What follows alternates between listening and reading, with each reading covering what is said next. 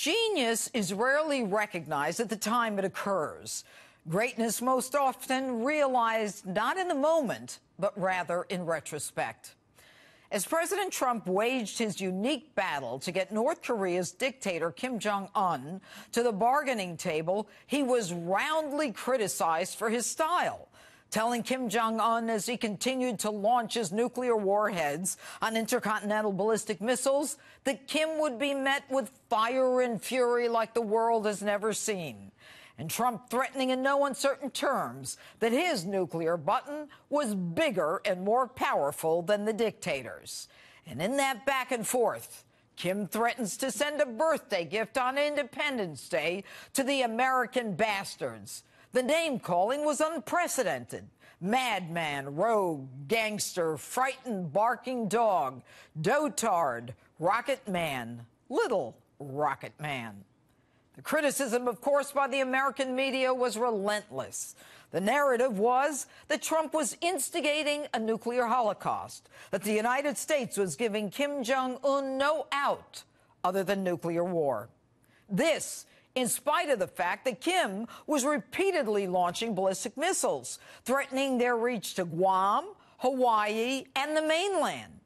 Trump, of course, in his usual fashion, was undeterred, all the while continuing to impose a slew of economic sanctions, warning that if forced to defend ourselves or our allies, we would have no choice but to totally destroy North Korea. So here we are, March 10th. Little rocket man seeking to sit down with the President of the United States. Never in our history or theirs has this happened.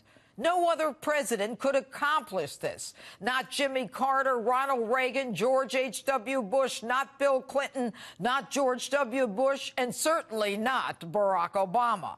All either incapable or unwilling to confront a predictable impending disaster that Trump warned of in 1999, long before he became president. Don't believe me? Listen to the president just 2 hours ago.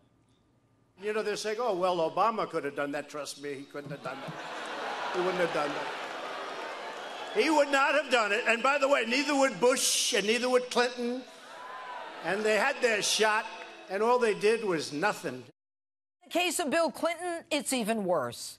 He gave more than $4 billion to Kim's father in exchange for North Korea's disbanding and dismantling its nuclear weapons program. This is a good deal for the United States. North Korea will freeze and then dismantle its nuclear program. South Korea and our other allies will be better protected. The entire world will be safer as we slow the spread of nuclear weapons. The United States and international inspectors will carefully monitor North Korea to make sure it keeps its commitments. Yeah, that worked out real well, Bill. Not only did they not keep their commitment, they built a nuclear armament to threaten our people. So much for the Bill Clinton, Neville Chamberlain appeasement approach to dictators. As far as George Bush in 2008, he did his part in appeasing Kim Jong-il by actually removing, I said removing, North Korea from the American State Department's list of state sponsors of terrorism. He really had a grasp on the issues, that one. And Barack Obama, in his inimitable fashion and with language we've all heard before, said he was going to, quote, work with all the interested partners in the international community to take appropriate steps to let North Korea know they cannot threaten other countries with impunity. Now, what does that mean? Whatever it meant, it didn't scare Kim. Now, instead of recognizing the historic moment and the genius that got a wackadoo madman to the bargaining table, the mainstream media chooses to heap criticism on Donald Trump when their own champions accomplished absolutely nothing.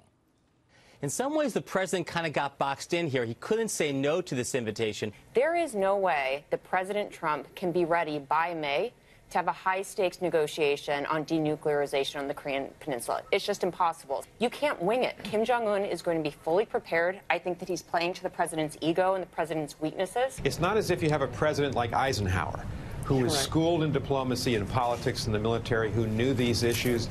This president doesn't read, and he doesn't study, and he doesn't prepare.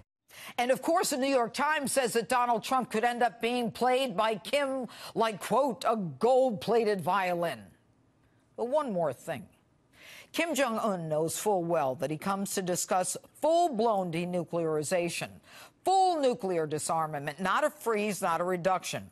And he also knows he is not dealing with a Barack Obama who buckles to dictators like in Iran when he caved and gave $150 billion, taxpayers' dollars, to so-called stop the development of a nuclear bomb. And get this, we're not even in a position to verify or monitor if there is nuclear disarmament or even do site inspections. And rest assured, there will be no cash sent on unmarked planes in various world currencies. Count on a new and totally different agreement with teeth with Donald Trump. It was Trump's genius in crippling economic sanctions that brought this dictator to his knees. And although the mainstream media is worried, predicting that Trump will be outsmarted and outplayed by this dictator, in truth, the only people who need to be worried are the North Koreans. Donald Trump is more than the man Kim thinks he is. He has already outsmarted him, and that can get us a peace deal that will certainly last a long, long time. And I think it's gonna be a long, long time till touchdown brings me round again.